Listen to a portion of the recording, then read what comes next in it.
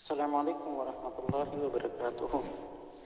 حضرت جی، میں حبیب الرحمن پشاور سے بول رہا ہوں۔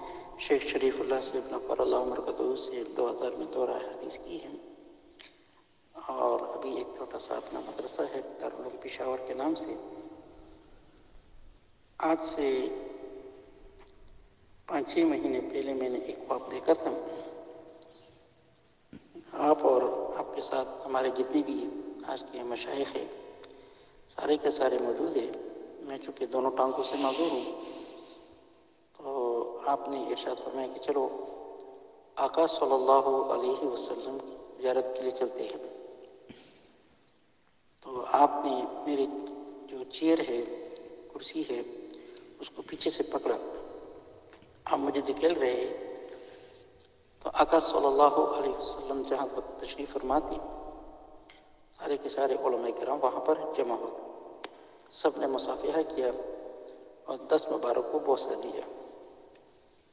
پھر آپ کی طرف متوجہ ہو کر آقا صلی اللہ علیہ وسلم نے ارشاد فرمایا کہ تقی عثمانی ان سب علماء کرام سے میری طرف سے فرما دے کہ اس دعا کو بہت کثرت سے پڑھے، وگرنہ امت پر بہت بڑا آزمائش آنے والا ہے۔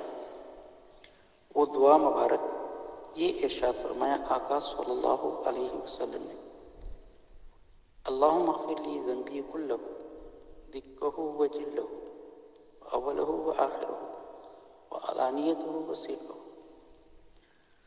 بار بار اس کو آقا صلی اللہ علیہ وسلم دہرایا۔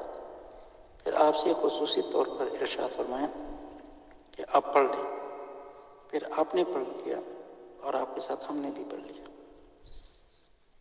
کوشش بہت کی حضرت کہ کوئی ایسا سبب بن جائے آپ سے ملنے کا۔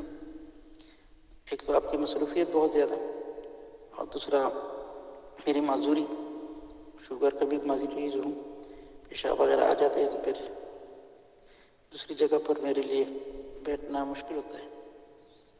اس لیے یہ اپنے مولانا عبد الرحمن صاحب اللہ پاک ان کی اپنے معرفت سے مالا مال فرمائے، اس نے فرمایا کہ جو حضرت صاحب میرے پاس تشریف لا رہے ہیں، تو میں نے ان سے عرض کی کہ میری یہ گزارش حضرت صاحب سے عرض کر دینا، آپ کا چھوٹا حبیب الرحمن پشاور کا۔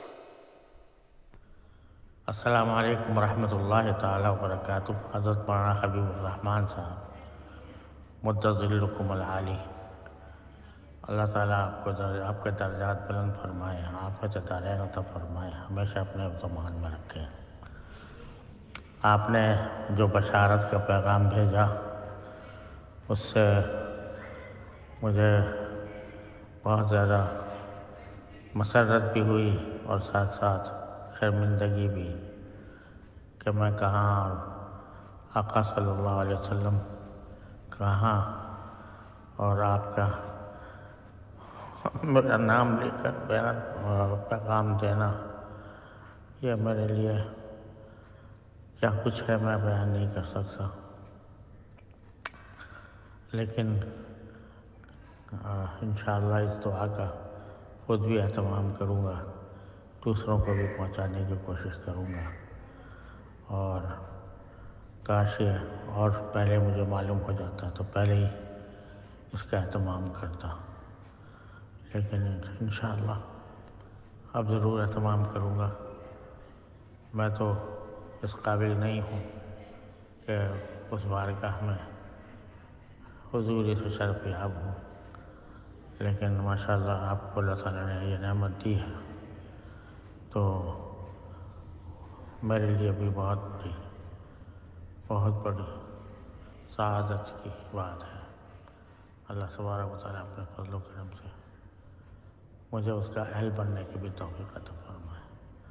السلام علیکم ورحمۃ اللہ تعالیٰ وبرکاتہ۔ جزاکم اللہ تعالیٰ خیر الجزا۔ اللهم اغفر لي ذنبي كله دقه وجله وأوله وآخره وعلانيته وسره۔ جتنا ہو سکتا ہے اس پیغام کو آگے اپنے دوستوں کے ساتھ شیئر کریں اور یہ دعا زیادہ سے زیادہ پڑھ لیں۔